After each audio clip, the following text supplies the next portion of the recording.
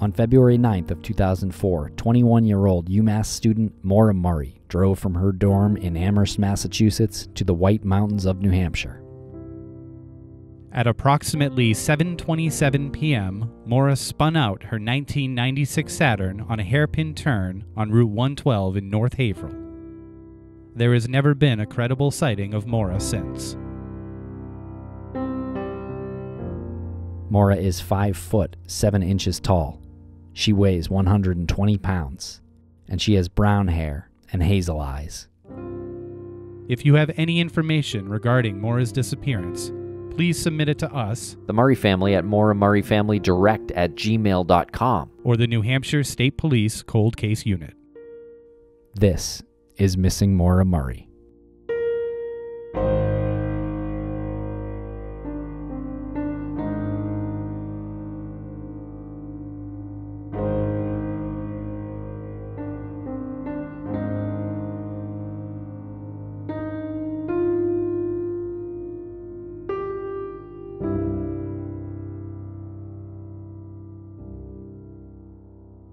Welcome back to Missing Maura Murray. I'm Tim, here today with Lance in the Crawlspace studios in Wormtown. Lance, how are you today? I am doing very well. How are you today? It's a beautiful day outside. I am doing well. It is a beautiful day. Spring is springing, if you will. And Lance, for this interview, we have a tremendous author, a fellow named Robert Kolker, Bob Kolker. He wrote a book called Lost Girls, which is about the victims of the Long Island serial killer. And there's also this movie called Lost Girls that is coming to Netflix very soon, in the next couple weeks. Yeah, it was a very well-received movie, and he was able to attend a screening of it, I believe. And he is such a cool guy. He's so easy to talk to, and he comes from this refreshing point of view where he's talking about the backgrounds of the victims, which inevitably put them into the situation to become a victim of the Long Island serial killer, possibly. That's right, who is still unknown. And, the whole case kind of reminds me of the Golden State Killer before the Golden State Killer was caught, For sure. But, the book is incredible, and you can check it out. And actually, we're giving away a free copy of Bob's book. I believe it's a signed copy through Investigations for the Missing. Great. And so you can get this signed copy by checking out the social pages for Private Investigations for the Missing. It's at PI for the Missing. That's on Twitter and Facebook, and it's Investigations for the Missing on Instagram. And speaking of Private Investigations for the Missing, which is the nonprofit founded by Bruce Maitland, and we are on the board of, and our buddies Michelle and Jillian put together this thing called On This Date. And every day there is a story about somebody who is missing, and it's a cold case. And we wanted to incorporate that into this show in order to, again, utilize this platform to raise the awareness for as many people as possible. So, Tim, on this date. So on this date, March 5th in 1974, Amy Billig, 17 years old, disappeared from Coconut Grove, Florida. She was last seen on Main Highway trying to hitch a ride to her father's office to borrow money before meeting up with friends. Sadly, Amy never arrived at her father's office or to meet her friends. Amy was 5 foot 5 inches, 110 pounds.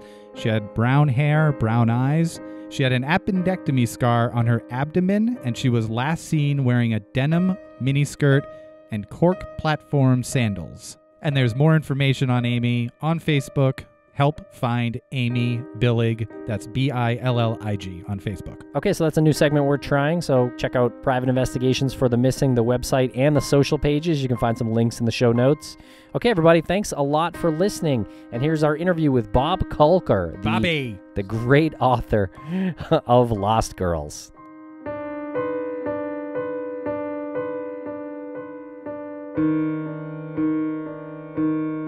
We are being joined today by a wonderful author by the name of Robert Kolker. Robert, how are you today? Just fine, thanks. Thanks for having me on today. Well, thank you for joining us. We know you're super busy with your writing, and especially busy with your book, Lost Girls, an Unsolved American Mystery. We'll primarily talk about that, but also a little bit about your writing career and the new Netflix show that is, or the new Netflix movie that is, that's out.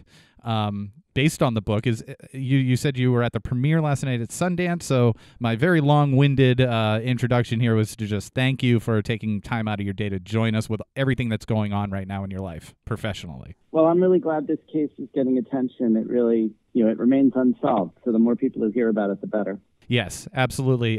Something that we try to do as much as possible on Crawlspace is to, we're not looking to solve anything. We're looking to continually raise awareness for cold cases, and especially awareness for cold cases that involve a section of the population that's often forgotten about, which is what you deal with Lost Girls. Give us a little bit of a background as to what got you involved with the Long Island serial killer in the first place, or the alleged Long Island serial killer in the first place. Well, back in at the end of 2010, the first 4 sets of human remains were discovered alongside Ocean Parkway, which, for those who aren't New Yorkers, is a really relatively desolate, long, straight stretch of highway that's far away from Manhattan, off in Long Island, heading out toward the Hamptons, toward vacation land. But there's really, it's really a place that most people just drive through. Nobody stops. And there along the highway, they found 4 sets of human remains, and they quickly said that they were escorts. And at the time, I was a full-time staff writer at New York Magazine, where I wrote lots of long narrative feature stories about social issues and about crime. And immediately we thought, my editor and I, that perhaps I should go and try and cover it, but I didn't at that time, because I was pretty sure that the case would be solved before I even got in the car.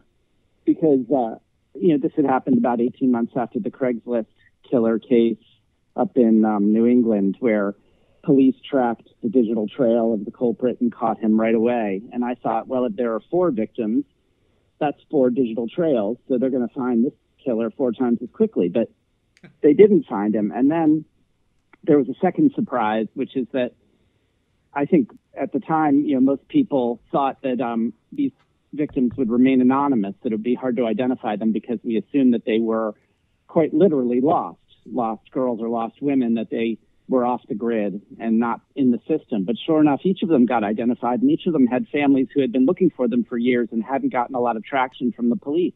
And I met those families, and that became the story I wrote for New York Magazine, and that became the book I wrote, Lost Girls, which really focuses on how these victims became vulnerable in the first place. And one story it also focuses on is the one woman whose case brought them all together, a 5th woman named Shannon Gilbert. Shannon and her family are really the focus of the movie Lost Girls, which will be on Netflix March 13th. That movie's been in and out of development ever since the book was published in 2013, and so it was exciting to be there at Sundance to see those guys and director Liz Garbus in particular, happily celebrate that the movie was done and was getting such great attention. Yeah, and I want to take a moment to mention the names of the women that you focus on in Lost Girls, and also to commend you for taking such a large chunk of the book is dedicated to how they were brought up and how they became sex workers or call girls, how they ended up seeking out the employment on Craigslist, instead of focusing on or glamorizing a serial killer that may or may not exist. You really took a lot of time to humanize these 4 women. Can you tell us who these women were and when their bodies were found, and anything you want to talk about in relation to them? Sure. I'll just say that in all, there are more than 10 sets of human remains that they ended up finding along the parkway, and not everybody is identified. The women I focus on in the book were identified, and there are a couple more who were, but I'll stick with the ones who were in the book. In 2007, a woman named Maureen Brainard Barnes, who was a mother of 2 from Connecticut, went into New York for a few nights to work as an escort out of a hotel in Times Square. She had done this a number of times before. She had always been with friends or with at least one other person looking out for her. This time around, all of her friends left, and she decided to stay a couple extra days to try to get enough money to avoid being evicted from her apartment. she wasn't seen again. The last time anyone heard from her, she had called saying she was at Penn Station and was hoping to get home, but then she disappeared, and her body was found 3 years later out in Long Island. So how she got there, who picked her up, whether it was a client who she had arranged time with, or whether it was a different kind of abduction, nobody knows.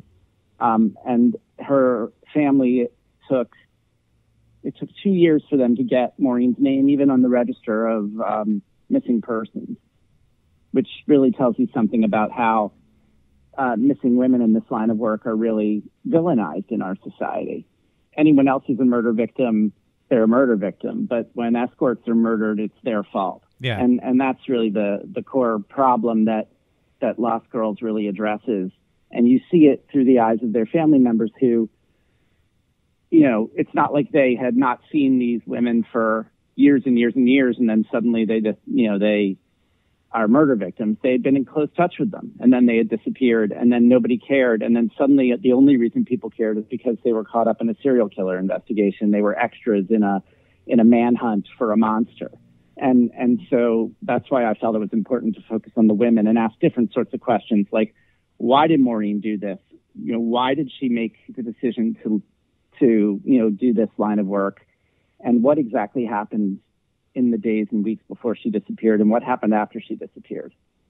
So that's Maureen, and that was in 2007. And then in 2009, Melissa Barthelemy, a woman from Buffalo who had been living in the Bronx, she disappeared. She was last seen outside of her apartment in the Bronx, and apparently she had a client in Long Island who has not been identified. The police haven't been able to track them down, but that's the last anyone heard of her. She was heading out to Long Island to see a client, and then her body turned up just a tenth of a mile away from the other 3 sets of human remains along Ocean Parkway. Melissa had come to New York City from Buffalo a couple years earlier. She was driven to be a success. Her mother was a single parent who had worked all of her life in menial jobs to support her, and it seems that she was determined to be financially self-sufficient. And she was for a time, and then drifted into escort work to maintain her income, and then disappeared. It's a real tragedy. Yeah. That's Melissa.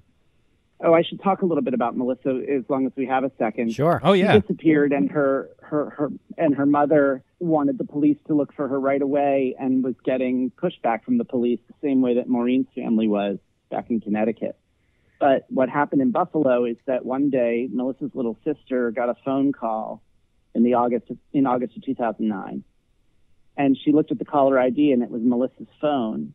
So she rejoiced. She thought, Melissa's back. She's okay. And she answered the phone and said, Melissa. But it wasn't Melissa. It was a man who was taunting her and calling Melissa a whore. And quite clearly someone who knew who she was and who had her phone. And it took 3 more phone calls for the police to start taping the calls and trying to trace the calls. There was something like 6 or 7 or 8 calls in all, but the police were never able to get a specific location from these calls. And at the end, the man on the other end of the line basically said that he had killed Melissa. And so the police believe, and most people believe, that this was the killer. And yet there was no headway made in the investigation, even with that close contact. That was in 2010? Pretty shocking stuff. That was 2010? That was the summer of 2009, those phone calls. So before this case was a national story. Yeah. Wow. Yeah. Wow. How long after the bodies were found, or the bodies weren't found, right? Right. And then before. the call came through, and her sister was excited because they hadn't known the location of her yet. And then did he say that he murdered Melissa, and then they found the body, or how did it go down? I'm sorry for this detail kind of knocked me over a little bit. Sure, I was jumping around a little. So in August of 2009, which is a year and a half before the bodies are found on the beach, Melissa's been missing for a few weeks. She disappeared in July of 2009, and that's when her sister gets these phone calls. And in the last phone call, the man who we all assume to be the killer says something like, "I'm watching your sister's body rot." And that's the end of the phone calls. And this is not at the time, this isn't something that's on Dateline or on 48 Hours. It's not in the papers. It's a Buffalo story at most, and nothing really comes of it. And it takes a full 18 months for Melissa's body to be found with the others, and for the public in general to learn about the ins and outs of those phone calls. Three more women disappear, by the way, between then and now. Right, in the meantime. And this was brought to the police's attention after the first phone call, I'm assuming. Yeah. Okay, that's frustrating. Yep. And because they knew what line of work Melissa was in, they didn't put it on any sort of priority. They didn't have any, I guess, inkling that this could be somebody doing it in a serialized fashion. Exactly. And there are two ways of looking at that. The first is that these women weren't minors, that they were adults living on their own and making their own decisions, and sometimes escorts drift in and out of sight. And so the police were playing the averages and figured, well, Melissa will turn up eventually. Maybe she just moved away or found a different place to be for a while. That's one way of looking at it. And then the other way of looking at it is that statistically, escorts are victims of violence, and victims of violence by multiple offenders. And there's a reason why serial killers, why multiple offenders go after women like this. It's because they think the police don't care. And they're right. The police in general don't follow up on cases of missing escorts. And so it's a vicious circle that's been continuing for some time, like ever since Jack the Ripper. Oh, yeah, you're right.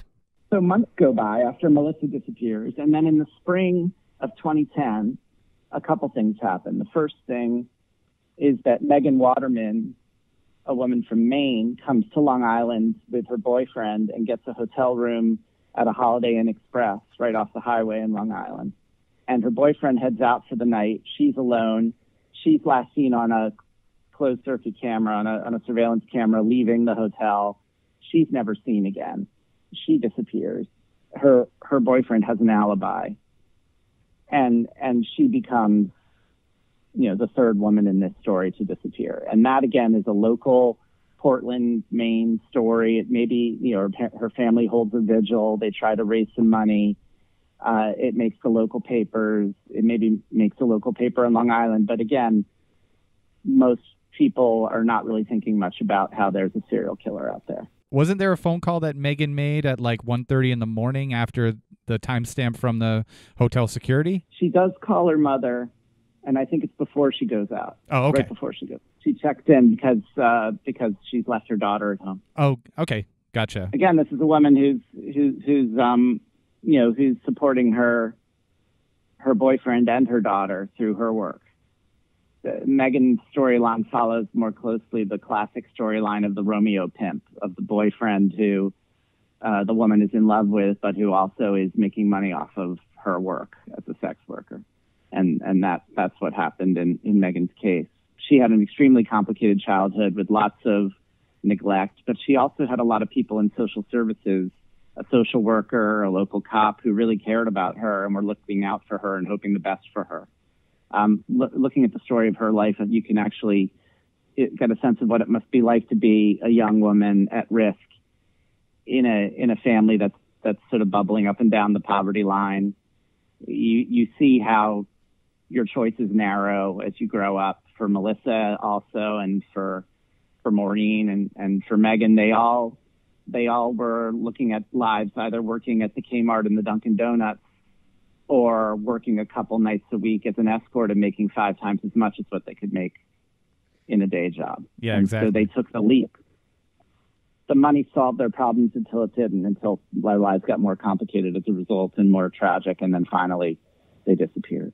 You mentioned a local cop that sort of befriended Meghan. Did you end up speaking with him, and what was the circumstances there? Because it's sort of a endearing part of the story. Well, one thing about a lot of these women growing up in small towns is that everybody knew them because everyone knows one another. And Meghan was very much on the radar of local law enforcement because she was a kid with from an unstable family, and so she was acting out and loitering at night and stuff like that. And so there was a local cop named Doug Weed who I did spend a day with up in Maine, and learned about how much he knew about her, how he tried to advise her. He did feel like the whole time that he was talking to her as a teenager that she was sort of on the edge, that she was incredibly intelligent, very savvy, but also had a hole in her heart where she was in a constant state of heartbreak from an abandonment that she had as a child by both parents, and a feeling of being unsafe that she was trying to reconcile, trying hard to find somebody who could bring her life a little bit of stability, falling in love a little too easily with the wrong people. And he, his heart sort of went out to her. And, sometimes he'd catch her, smoking pot outside a store or something. And sometimes he'd bring her in and call her grandmother who was taking care of her. And sometimes he'd cut her some slack. He was trying to make judgment calls about what would be best for her in that particular moment. But inevitably, she drifted out of sight and hooked up with the wrong boyfriend, and then started making trips to New York to make money. And on one of those trips, she disappeared. And so, you sort of slip away just that easily in the eyes of somebody like that police officer who had the best of intentions, but couldn't be there for her every minute of every day. Yeah. God, this is such a big story. How did you know where to focus? I mean, I guess there were only a few victims found at the time you wrote this book, but what a complicated story this has become. I decided to write about 5 lives, and 5 families and 5 women, and sort of tell their stories. And initially, when I started thinking about it as a book, the responses I got were along the lines of, but there's no killer yet. There's no ending to the story. And my response would be, I would want to write a very different kind of book that would have crime in it, but the murders wouldn't be the only crime. It would be like a lot of great true crime books that I love, like Homicide by David Simon and Ed Burns, and Random Family by Adrienne Nicole LeBlanc, and There Are No Children Here by Alex Kotlowitz, that talks about people who are living in what some people would consider to be criminal lives, but they also are living on the edge of society and neglected, and in a world where their choices are narrower than most people's. And so you see how a whole segment of society lives that you might encounter at the Dunkin' Donuts from the other side of the counter, but you may not really ever engage with. And so I thought that would be a valuable book to write. And of course, if and when I hope the case is solved, then there is a different kind of ending. But until then, there's still important stories to tell. Yeah, and I think you did an amazing job. And I think these are stories that need to be out there, because I feel like all too often when you hear about a victim who is a sex worker, you think to yourself, how did they get to that point in their lives? And you are answering that question for these 5 victims. Well, even in good works of crime narrative, they are all too often extras. They're sort of like plot devices. Yeah. In the story. I love The Wire, but in season 2 of The Wire, what sets the plot off in motion is the container ship. The container opens up in the port, and inside are more than a dozen dead young women who have been trafficked in as sex workers from Europe, from Eastern Europe, or from Russia, I can't remember. And of course, we never learn their names. We never learn anything about them. But the fact that they are there gets everything going in that season. And so, in fact, that's what I thought of when I first heard about these 4 women on the beach. Their remains found along Ocean Parkway. I thought the one reason why I thought we'll never learn these women's stories is because of things like that, of storylines like that. I thought people fall off the grid, and that's that. But these women were on the grid, and I think the big difference is that the internet has sort of revolutionized this line of work, where a lot of people can lead more or less normal lives with children, in touch with their parents, with families, and then just sort of steal away for the weekend, and or take calls in their house for a weekend while nobody else is around. And they don't have to lead this life 24/7. They don't have to work on the street or even walk into a bad neighborhood to make money. and they don't need a pimp. Exactly. You talked about Maureen and Melissa and Meghan, and then there was Amber and Shannon who went missing in 2010. Can you tell us a little bit about Amber and Shannon? Well, Shannon Gilbert is sort of a special case. She disappears in the spring of 2010, just a few weeks, I think just a couple weeks before Meghan does. And she's the only one in this case who has a driver take her to her last call and who has witnesses seeing her, screaming and running from the house and hysterical. And her disappearance in the gated community of Oak Beach in the spring of 2010 is really what sets this story in motion, because it was the search for her that led to the discovery of the remains of the other 4 women, and that eventually led to the discovery of all sorts of other human remains as well. So if it weren't for Shannon, there would not be a Long Island serial killer case. Now, that said, there is debate about whether Shannon is actually a victim of this killer, because she's found in a different location. She worked with a driver who had security and the other women did not. In certain ways, she does not fit the profile. And yet, in many ways, she's exactly like them. She's in her, early 20s. She's small. She works Craigslist and Backpage. She's found just 3 miles away from where the others are found. And so it's tempting to bring her in with the other ones. But for my purposes, telling her story was equally important. And, she's from Ellenville, New York, which is a tiny town halfway between Manhattan and Albany. She was in foster care for a lot of her teenage years. She had a complicated relationship with her mother. Her mother, Mary Gilbert, is the character who is the focus of the Lost Girls movie. She's another complicated person who really became a crusader for justice to advocate for women like her daughter after the tragedy. And that turns her into a very good, protagonist for a movie like the Lost Girls movie. She's played by Amy Ryan in the movie, who's a terrific actor. Yeah, was actually on the Wire actually. Oh, but, right. So Shannon disappears, and again doesn't make headlines. Nobody seems to mind. If she were the daughter of a judge, or if she were a medical student or a college kid, she'd be, they'd be blaring. But no, nobody really. Not even the neighbors in Oak Beach seem to care that she disappeared that night. Nobody seems to want to go looking for her, and it takes 7 months for Shannon to become a newsworthy subject, and that's only because they find the other 4 bodies. Right. But in between that time, a few months later, Amber disappears. Amber Costello spent most of her life in the South, in North Carolina, and she was an escort who came into the business because of her older sister, Kim.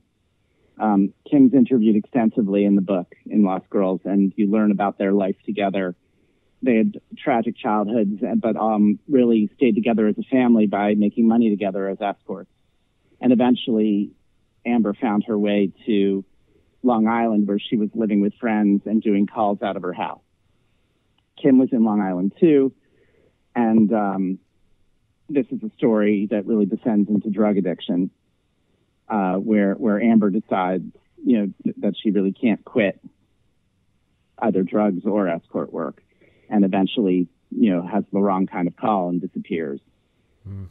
She disappears in September of 2010, and her body and the bodies of the other 3 women are found in December of 2010. And that's, again, just 7 months after Shannon disappeared, too. And then suddenly the case explodes and becomes something that Nancy Grace is talking about, something that everybody's, doing the whole 1 hour documentary thing on. Dateline and 48 Hours both did things. And so it suddenly becomes a thing. And these families are suddenly thrust into the spotlight. And one thing that Lost Girls does is it tells the story of what happens to these families after they became the focus of scrutiny and national attention, and how it felt to them to suddenly have to speak up for their lost daughter or lost sister when all the media was doing was calling them prostitutes, and half the people were blaming them for getting killed. And Lost Girls tells that story as well. And I should also point out to your listeners that it also talks about the case itself and whatever's known publicly about various clues and various conspiracy theories and other theories about who the killer might be. Yeah, I think that's an important element of the book is you learn everything you need to learn about the victims and the families, and it's really tragic, but it's like a cautionary tale as well. This is a certain lifestyle that I think if inevitably has always ends badly for the majority of the women who get involved with it. I know you said that you were almost charged with writing the article. That was part of your job. But did you go into writing the book intending it to be a cautionary tale like this, or did it just develop as you spoke to the family? I went into it thinking that that hopefully readers would learn about these women's lives and they would sort of keep score in their heads. They would say, okay, all the stuff that happens to Maureen in her life, how much of it is really her fault and her bad decisions, and how much never had a chance because of various social conditions or bad parenting or anything else that might have happened to her. And that they would sort of keep that ledger in their head for all 5 women. And my hope was that the broader context would really illuminate them and humanize them in a way that would really be helpful to people. So that even if Maureen, let's say, makes a decision that nobody who reads the book would have made, they will see, at least get her rationale and understand why for her it made all the sense in the world. Right.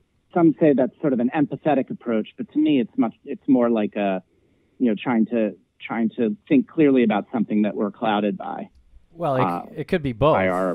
Yeah. I mean, that's true. It's a journalistic, integral approach. Thing you did, yeah, and it's empathetic. So I praise you for it. Thanks. I think what I tried not to be is I tried to make the book not be a work of advocacy journalism. I didn't want the headline to be, "Who will speak up for these women?" or "Why does no one care about them?" I didn't want to be scolding people.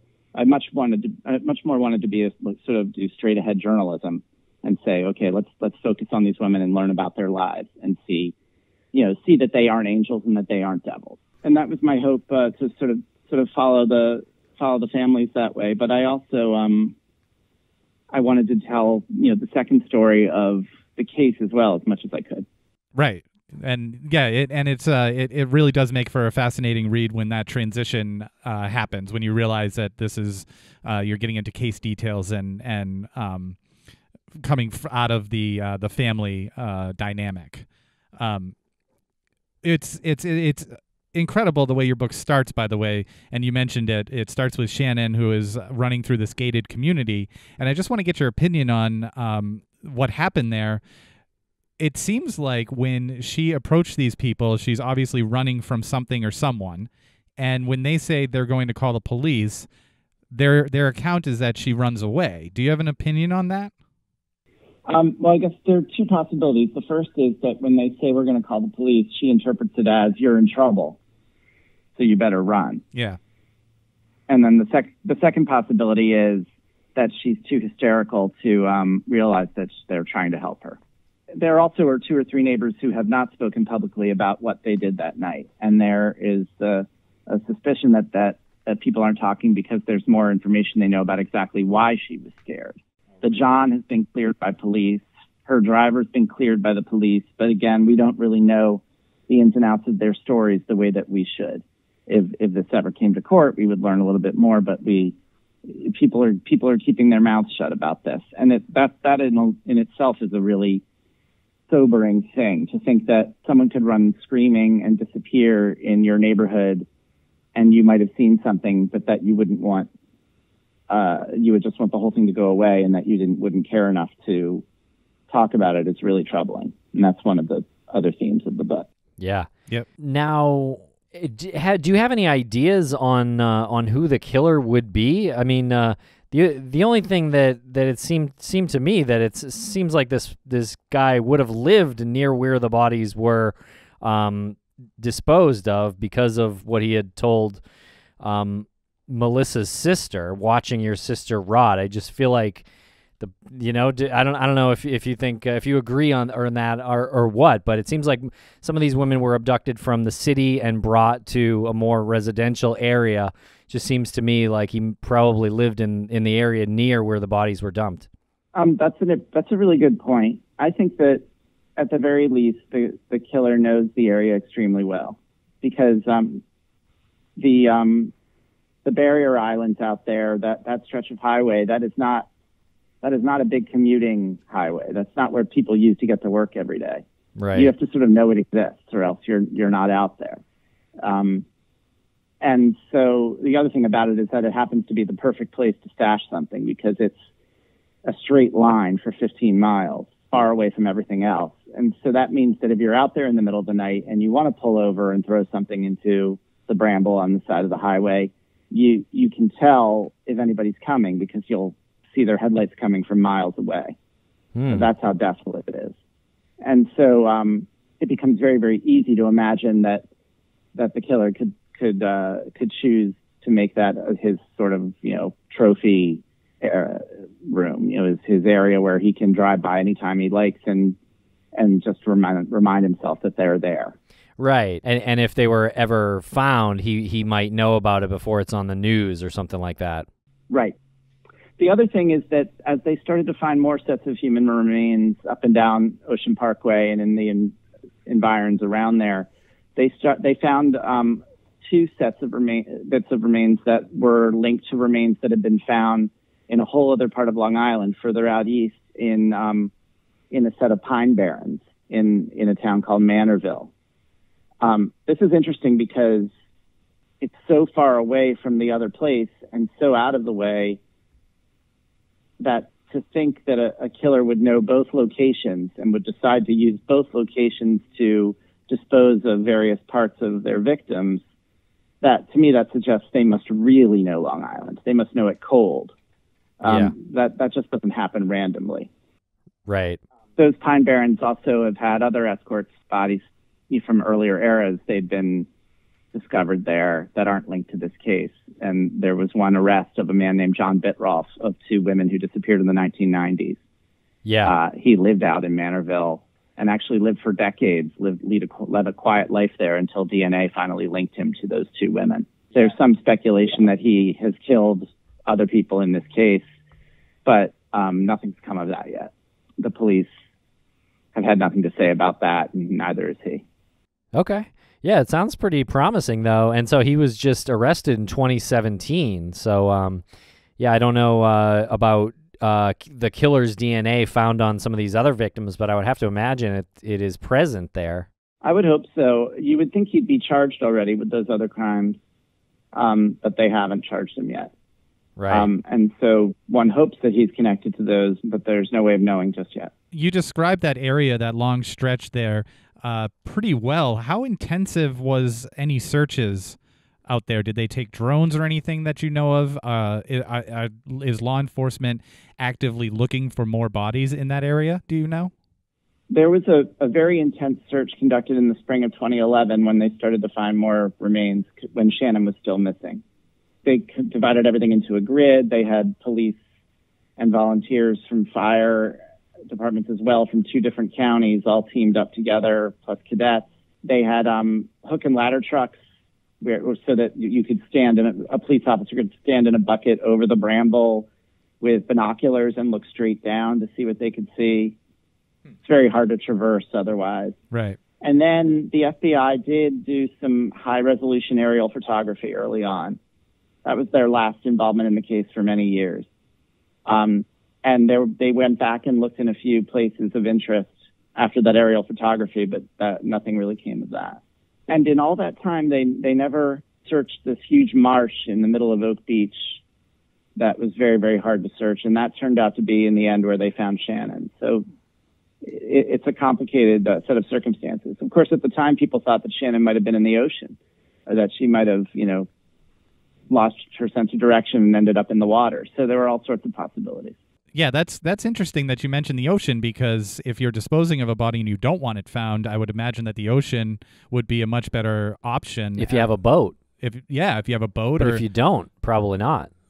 Yeah, I don't know. That's true. It feels like this is a very popular dumping area for what could be one specific serial killer. It's true. It's a spit of land. It's a straight line of land. These are string of barrier islands that have been connected by a highway. So almost like Florida Keys, right? Right. And on either side is water. There's the Long Island Sound on one side, and there's the Atlantic Ocean on the other. And you could imagine if you really wanted to get rid of a body, there's all sorts of water where you could do it. But something about where these women were stashed and the very even distances between those four women suggests that the killer had plans to revisit the area in some way, to relive the experience. Right. I mean, I'm not a profiler and or a forensic psychiatrist, but it seems that way to me. Yeah, I think that's probably likely that the killer returned to the scenes. Yeah. It definitely felt safe there. Yeah. Is it your belief that there is one killer? That's a really good question. I go back and forth about whether Shannon is connected to the others or if her death is accidental. And then I also go back and forth on whether beyond those four women whose remains were found so close to one another, whether the others all have the same killer as well. I think there's something to be said for the idea that it is the same killer who merely refined his technique over time, that he might have been searching for people who would make good victims from the early 2000s. And then once technology caught up with him, he was suddenly able to go on Craigslist or Backpage and find exactly the people who he would want to kill. And that's when he settled on the four women who I focus on in my book, who look so much alike and are all sort of a certain type. I think that's plausible. I mean, if it is more than one killer, you would have to believe that in an enormous coincidence, that two different independently operating, or even three different killers would all be leaving their victims' remains in more or less the same place. It seems highly unlikely. On the other hand, it is a terrific place to leave something that you don't want people to find. So who's to say? Yeah. Are there any more women that are missing currently? Do you keep track of reports of women who are still working in, or women who work in, like the sex trade occupation that are missing? Is there any way that you're able to keep track of that and identify if someone's missing or not? I pay attention to cases up and down the Eastern Seaboard. It's hard to connect them. The most tantalizing connection might be Atlantic City. There's some women there, and there's one person in the life of one of those women who has a connection to one of the women in Lost Girls. Oh, interesting. And so you start to wonder. Yeah. And then of course I watch anytime something happens to a sex worker in the Long Island area, you start to wonder, well, maybe that's connected, but inevitably it winds up being about an abusive pimp or something like that. Right. So it's very possible that this killer has moved along to a different location, assuming they're still alive and around and operating. Now, what about the new evidence that happened that came out a couple of weeks ago? The true crime community was kind of a buzz over the press conference that happened. What was that like for you? That was interesting. I mean, for me, I've been through this before. The police every now and then decide to release a piece of information that they've been sitting on for a really long time, thinking that it might be helpful. And in this case, it was a belt that they believed the killer had handled, a belt that had a certain monogram on it. And they had it for years, since the beginning of the case, and now they had decided to tell people about it, hoping that it might bring some tips forward.